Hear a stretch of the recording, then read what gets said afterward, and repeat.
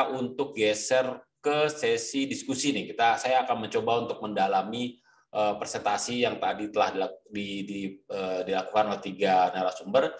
Saya sudah menyiapkan beberapa pertanyaan yang mungkin bisa mewakili rasa ingin tahu Anda, tapi jika memang ada pertanyaan lain yang ingin Anda ketahui, kami persilakan untuk mengajukan pertanyaan di kolom Q&A yang ada di layar Zoom Anda. Nanti kita akan coba kurasi, akan kita pilih beberapa pertanyaan yang mewakili pertanyaan Anda semua. Oke, sekarang mungkin pertanyaan saya ke Mas Desmond nih, Mas. Tadi kan Mas bilang ya kalau memang saat ini menggunakan CI Connect dan juga mungkin propose kayaknya kalau pakai API lebih mudah nih kira-kira gitu kan. Memang mungkin pertanyaan saya emang bisa akan lebih mudah ya Mas ya, karena tadi nggak ada investasi di awal, kemudian juga cara manajemen juga lebih mudah gitu ya. Bisa jelaskan nggak Mas? Kira-kira kalau emang pakai API gitu, semoga BI semoga mendengar bahwa mungkin lebih baik pakai API gitu. Gimana Mas? Saran Anda Mas? Iya, thank you Pak Wisnu. Jadi benar. Jadi kita sebenarnya sudah mencoba sendiri gitu ya. Jadi bukan cuman kita ngusulin tapi kita nggak implementasi gitu. Jadi kita BRI kan sudah coba pakai Open API itu dari tahun 2017 ya. Jadi dan juga bukan cuma buat di Open API gitu ya. Jadi internal API itu kita udah pakai API base gitu ya, koneksi antar sistem gitu ya. Tadi sempat sampaikan kan bahwa dari channel ke middleware kita itu kan udah API base sebenarnya. Terus nanti dari middleware ke CI connector itu juga API base sebenarnya. Cuman kurang satu aja dari CI connector ke pihak BI CI hub-nya gitu ya, ke on-premise BI-nya. Jadi tinggal kurang satu sebenarnya API base-nya belum gitu. Nah, kalau dari situ seperti yang saya sampaikan kan. Jadi kalau kita secara industri kalau masih memakai sistem install satu-satu ke masing-masing bank, itu kan pengalinya banyak ya, install di mungkin ratusan bank, dan mungkin informasi juga kan ini nantinya nggak cuma bank gitu, jadi semua institusi itu bisa memakai CI BI Fast ini gitu. Nah itu bayangkan ininya secara agregat gitu ya, secara agregat industri, berapa banyak tuh effort yang dikeluarkan gitu ya untuk menginstal masing-masing ke masing-masing institusi gitu ya. Nah kalau kita tadi saya sampaikan bahwa bagaimana jika kita propose itu di shift right ya.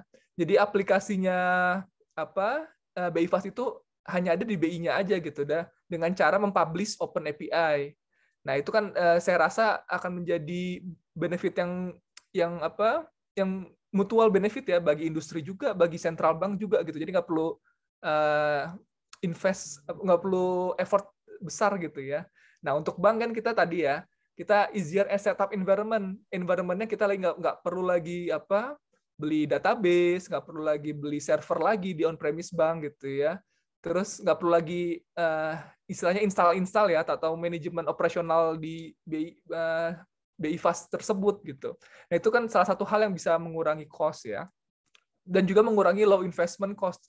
Karena tadi saya sampaikan bahwa beberapa komponen tadi ya, dari server sampai software tadi itu sebenarnya nggak murah gitu sebenarnya ya. Kalau case BRI itu bisa sampai miliaran gitu. Nah, tapi kita tertolong dengan jumlahnya transaksi, volume transaksi tadi. Jadi kalau di BRI kita udah hitung ya, itu masih masuk lah ini angkanya gitu ya. Karena cost per transaction-nya cukup rendah gitu. Nah, saya lebih khawatir lagi untuk bank-bank yang mungkin transaksi volumenya nggak terlalu besar ya. Jadi itu bisa nggak masuk tuh hitungan Rp2.500-nya itu gitu, maksudnya itu. Jadi mungkin itu juga hal yang perlu diperhatikan gitu ya. Karena low investment cost itu kan kita punya ROI-nya gitu ya, ROI-nya berapa lama gitu harus dihitung dengan baik-baik gitu ya.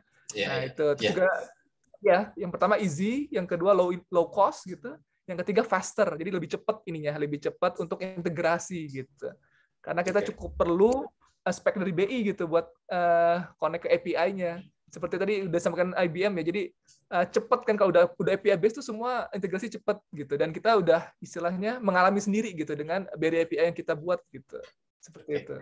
Oke, nah mungkin tanya jadi gini Mas, kalau misalnya nanti usul Mas diterima nih ya, dan katanya memang kabarnya memang BI lagi mengembangkan yang BI Fast yang bisa diakses melalui API, itu kan tadi yang udah dibuat tuh CI connector itu akan tetap dipakai yang itu, atau nanti kalau ada standar Blue API makanya yang baru itu Mas? Nah, kalau itu kita masih wait and see ya. Kita masih proposal gitu ya. Ya mungkin juga kita bisa pakai dual juga nggak masalah kan, karena kalau bank yang udah implementasi kan udah istilahnya udah dibeli gitu ya, udah ready gitu ya. Mungkin itu bisa sebagai backup plan gitu. Itu bisa juga seperti itu gitu. Jadi itu Oke. nanti kita coba melihat arahnya dulu lah, melihat arah dari Bank Indonesia seperti apa gitu. Ya. Ya sebenarnya kami mengundang Bank Indonesia untuk hadir di sini, tapi memang mungkin ada regulasi yang mungkin tidak bisa dibuka di publik, jadi mereka yang nggak bisa datang. Tapi mungkin kita semoga nanti ada kita bisa berikan pesan ini ke Bank Indonesia gitu supaya mereka juga lebih aware terhadap teknologi di luar sana, termasuk tadi implementasi API di BI Fast. Nah, pertanyaan yang sama mungkin ke Mas Winton nih, Mas. Tadi kan kalau dari Mas Desmond kan bilang wah ini akan pakai API nih gitu, tapi apakah memang menurut Anda akan lebih mudah gitu, atau memang ya lebih mudah, tapi memang pengelola API juga nggak gampang-gampang amat loh gitu. Jadi Mas Yutan mungkin bisa ngasih gambaran Mas soal bagaimana BI Fast bisa sebenarnya memanfaatkan potensi dari Open API tadi. Ya, jadi Open API ini konsep yang lebih besar ya. Jadi bagaimana memampukan banking berintegrasi dengan berbagai e-commerce, fintech dan lain sebagainya gitu kan, dan mengambil revenue dari lalu lintas uang yang ada gitu. Okay. Jadi again dalam implementasi nomor satu paling penting tuh jaga keamanan ya saudara-saudara gitu. Karena kalau transaksi ini bocor, ada isu security, wah itu udah langsung parno masyarakat gitu kan. Jadi security itu nomor satu itu yang benar-benar harus dijaga. One little incident itu bisa mengakibatkan image yang buruk. Ya. Jadi tapi itu di sana kita bisa strategikan kan. Nah, bagaimana kita mengamankan, mensecure, kita punya API, ya kita punya BI Fast, dan dari regulator sendiri kelihatannya sudah mengimplementasikan best practice gitu kan. Jadi bagaimana dengan jalur yang aman, ya dengan menggunakan sertifikat, ada message dienkripsi dan lain sebagainya sampai ya untuk melakukan berbagai macam pencegahan dari bahaya hacker. Dan yang kedua performance. Semua transaksi itu harus cepat, jadi sistemnya itu juga harus cepat, dan ini perlu strategi dari sisi mulai nggak cuma dari sisi layer aplikasi ya kan, tapi bagaimana dari sisi infrastrukturnya itu juga semuanya harus mendukung gitu.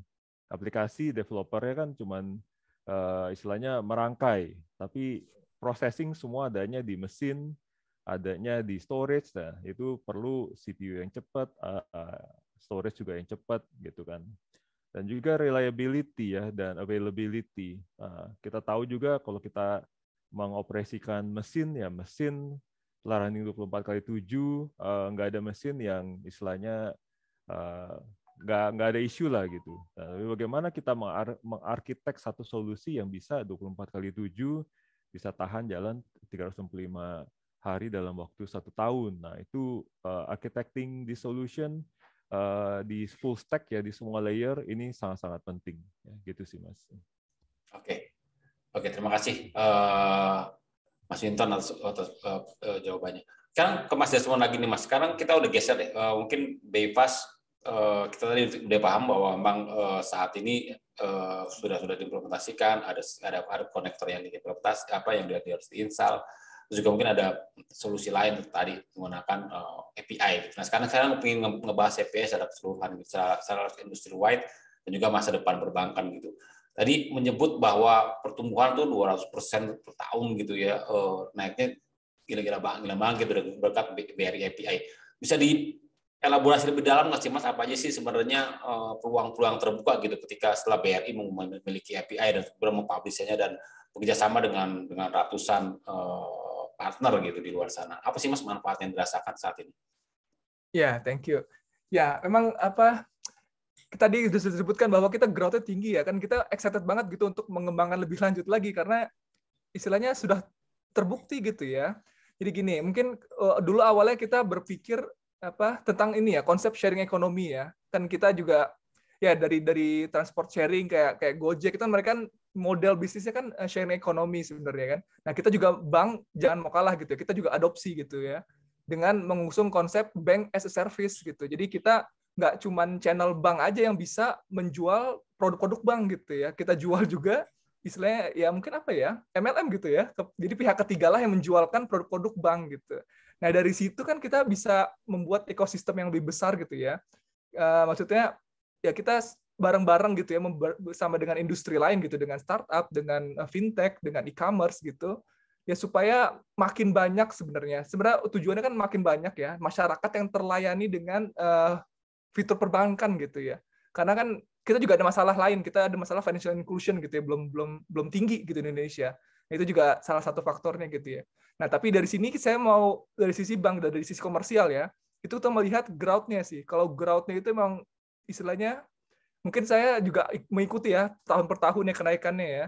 Ini tahun kemarin itu kita sudah tinggi ya, sudah mencapai 180 triliun ya. Itu kalau dibandingkan itu dengan gross merchandise value-nya Tokopedia itu kayaknya hampir setara tuh, 180 triliun gitu.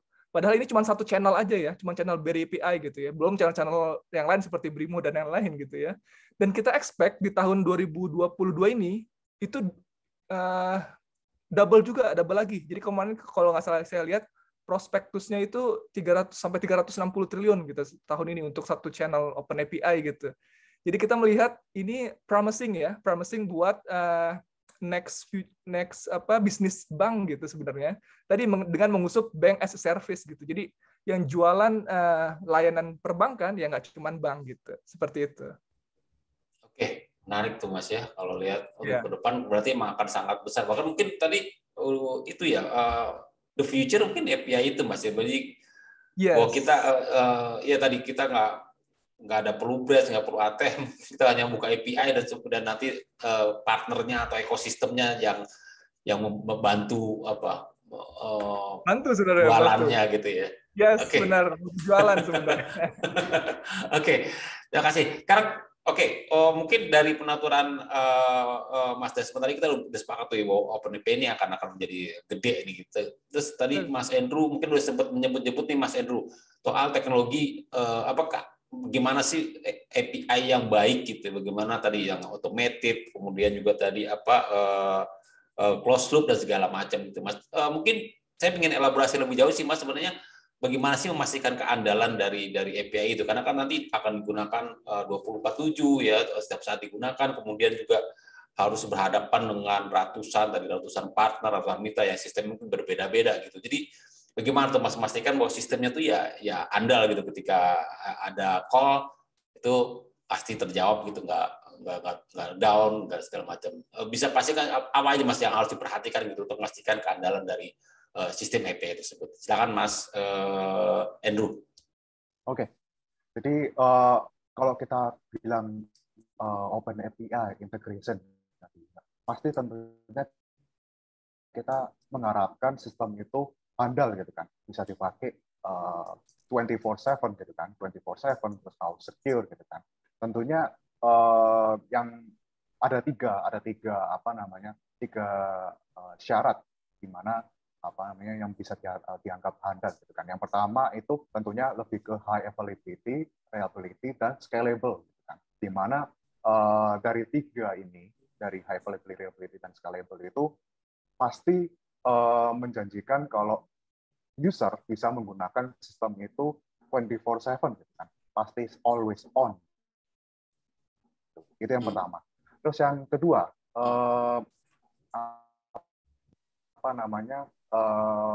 pasti kalau kita ngomongin handal atau enggak, how secure pasti kan, security-nya, bagaimana security-nya gitu kan. Tentunya pasti kita harus menggunakan beberapa kalau kita mau integration menggunakan platform gitu kan, menggunakan produk platform atau apa, itu yang pastiin how secure the platform is gitu kan. How secure, apakah punya certified gitu kan, security untuk API-nya, untuk platformnya itu sendiri. Gitu. Apakah certified pasti lebih secure gitu kan, dari hacker atau security threats gitu kan. Itu yang kedua. Terus yang ketiga itu tentunya di luar high availability dan security itu bagaimana cepat gitu kan mengembangkan API itu sendiri, API development seperti yang tadi saya sebutkan. Tentunya pasti kita nggak mau dong habis-habisan kita cuma develop API gitu kan. Nah, itu bagaimana kita bisa mempercepat mengautomate API development sendiri. Oke, terima kasih Mas Andrew atas jawabannya.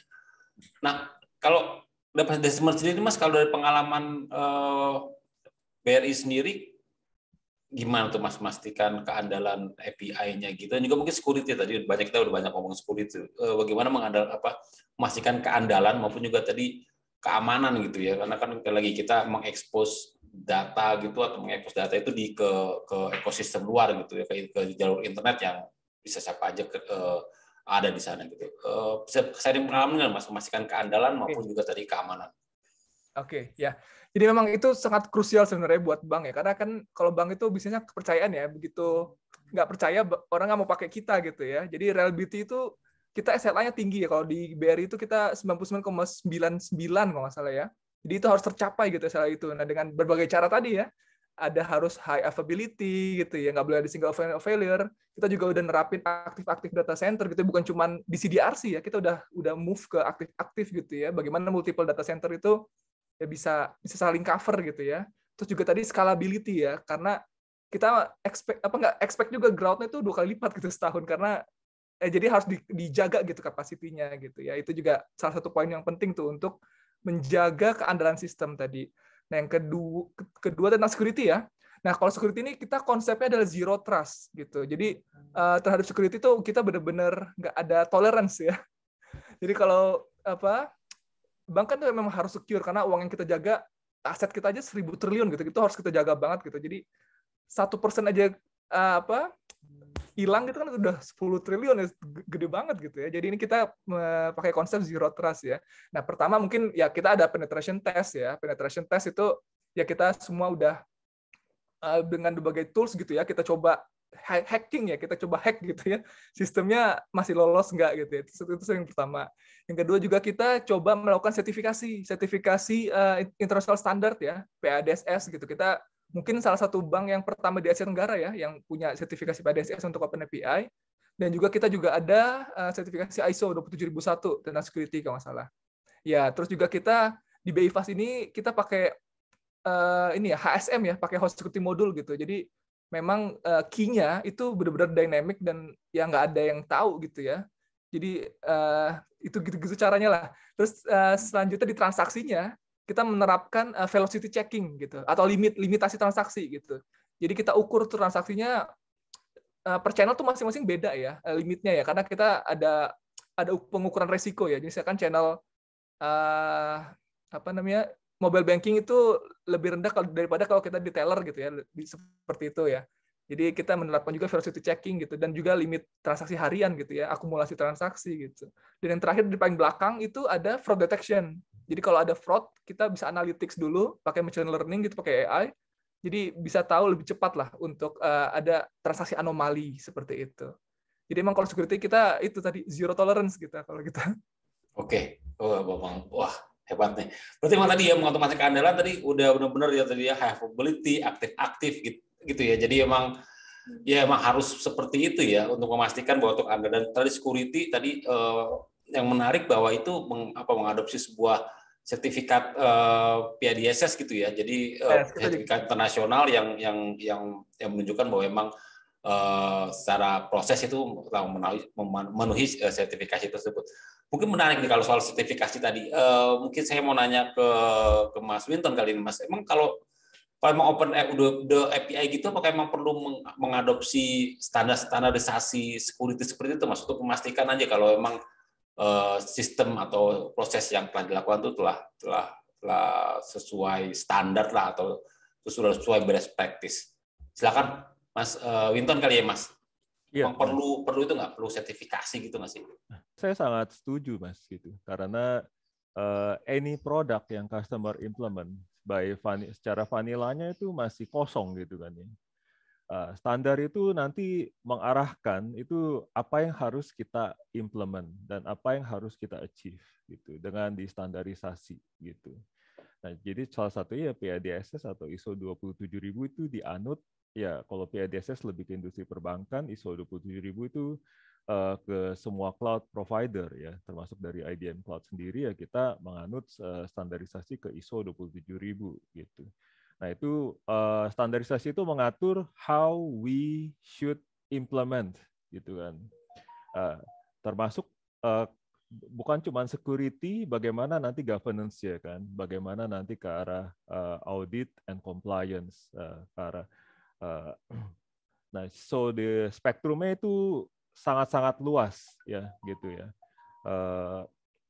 termasuk juga nanti keamanan data gitu kan, trust-nya juga levelnya tuh sampai ke data pelanggan. Jadi memang level apa namanya compliance ini harus di-achieve dari setiap yang mau mengimplementasikan misalnya Open API ini. PADSS itu salah satunya tuh ISO 27000. Ya, dan kalau untuk software IBM ya memang pada saat kita pasang itu masih kosong. Nah, tapi kita punya acuan kalau ya dengan PADSS, oh ini yang kita harus implement gitu kan ya. Semisal nomor satu keamanan dari sisi network, keamanan dari sisi payload gitu ya. Bagaimana supaya payloadnya itu nggak dicuri. Bagaimana juga nanti keamanan dari sisi timing transaksi. Siapa yang bisa mengatur authorization, authentication, dan lain sebagainya. Nah, itu memberikan requirement yang sangat detail dan bisa membantu memastikan bahwa sistem yang kita rilis itu secure. Gitu sih, Mas. Oke, terima kasih Mas Winton. Mungkin pertanyaan terakhir nih sebelum saya geser ke sisi Q&A, kan udah ada banyak pertanyaan di sana. Untuk Mas Winton, kita tadi udah belajar tuh ya dari awal, ada BI-FAST, kemudian bagaimana Open API bisa membantu perbankan, nggak hanya BI-FAST tapi juga ke Open Banking gitu. The future tuh kayak apa sih Mas ya? Maksudnya apakah memang ini Open API adalah sesuatu yang harus diadopsi industri perbankan gitu kan untuk mengikuti kesuksesan dari BRI tadi, atau memang ada pertimbangan lain? Silakan Mas. Mungkin saya ingin dapat gambaran sebenarnya the future tuh apa tuh untuk Open API. Ya, kalau saya selalu orang yang menganut istilahnya akan ada perimbangan gitu ya.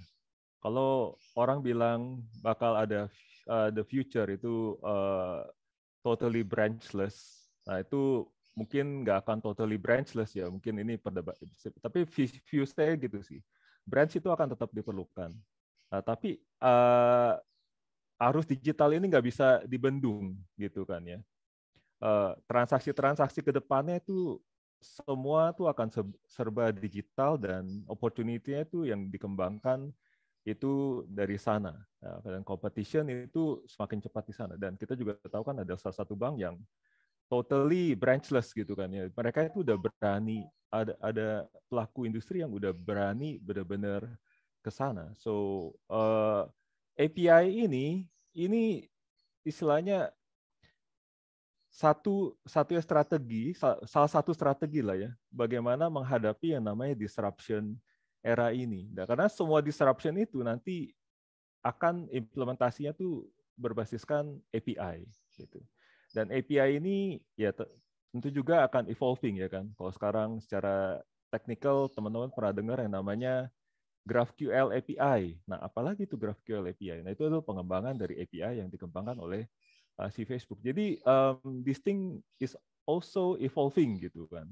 Gitu. Nah, tapi memang open banking ini memberikan business opportunities ya, tapi juga memberikan satu new competition ya yang disebut sebagai disruption gitu. Terutama di bangsa kita yang makin digital aware. Mungkin di tahun-tahun ke depannya ya memang saya percaya sih digital ini akan mencapai satu level yang mengalahkan daripada manual banking gitu. Oke, terima kasih Mas Winton. Oke, mungkin saatnya sekarang kita masuk ke sesi Q&A dan menjawab pertanyaan yang sudah ada. Namun sebelumnya saya ingin mengajak Anda semua untuk mengisi feedback form yang linknya sudah kami kirimkan di kolom chat kalau nggak salah. Atau juga bisa Anda pindah dari QR code yang sebentar lagi akan kami tampilkan pada layar.